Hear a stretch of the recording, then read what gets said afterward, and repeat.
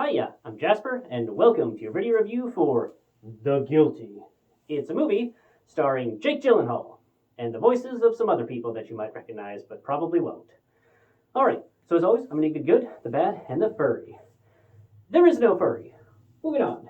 So this movie, it's one of those movies kind of like Locke or I think like Buried, a couple of those movies where basically like it's all just one actor on screen in like one set the entire time with, on the phone with whoever. It's one of those movies.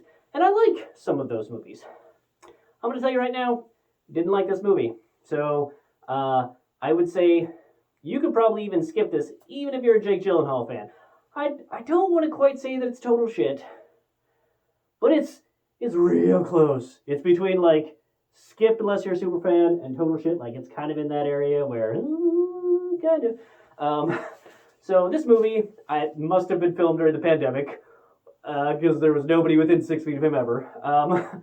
But it's starring Jake Gyllenhaal, and he's clearly a cop who did something wrong or is under investigation or something along those lines. And so while that's going on, or because he got demoted or suspended or whatever happened, he is working the 911 operator desk for the Hollywood-ish area. And then somebody calls and it sounds like they're being kidnapped. And so the rest of the movie is his desperate attempt to, get that person saved, along with handling his personal shit. I don't know how long this movie was because I didn't check, but it felt way longer than it needed to be. I was just generally annoyed at how this movie played out. Like, I understand that there are some Hollywoodisms that need to take place, and while I've never been a 911 operator, I feel like none of what he did would at all have been allowed or have been done that way or like passed any sort of muster whatsoever. Like it didn't make any sense. Like it clearly was supposed to be set in our reality, and in our reality he wouldn't have been able to do that. He wouldn't have done it that way, and he wouldn't have, like, the consequences would have been more than whatever thing that he might have been suspended for or under investigation for, whatever. It was so dumb.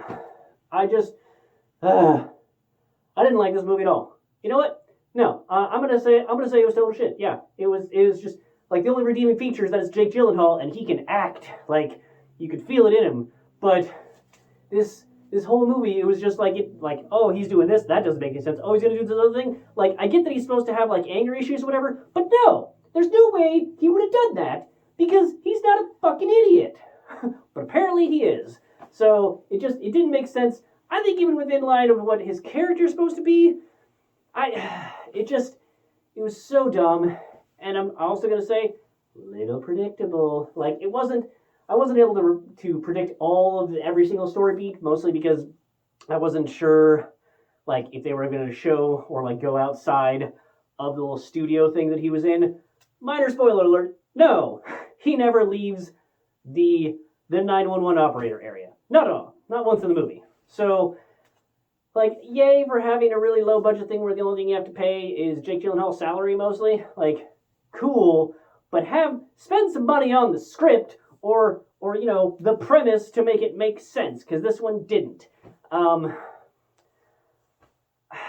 Yeah, I don't really have anything positive to say about this movie, other than that Jake Gyllenhaal was in it, and Jake Gyllenhaal is always a win. So if you're a super fan and don't mind watching a shitty movie, check this one out. But otherwise, skip it. That's really all I have to say for this one. Hopefully you didn't watch it. Let me know if you did in the comments down below, but hopefully you didn't, and hopefully you don't. But yeah, thanks for coming. Thanks for watching. Hope to see you in the next one. Bye.